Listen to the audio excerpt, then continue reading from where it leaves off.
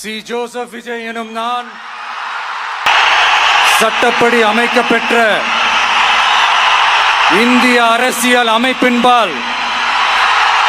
உண்மையான நம்பிக்கையும் மாறா பற்றும் கொண்டிருப்பேன் என்றும்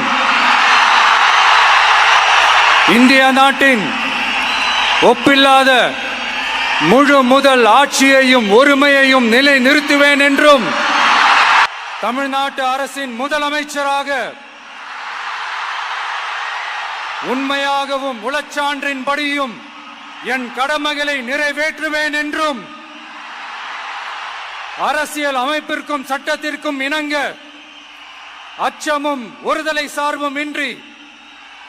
விருப்பு வெறுப்பை விலக்கி பலதரப்பட்ட மக்கள் அனைவருக்கும்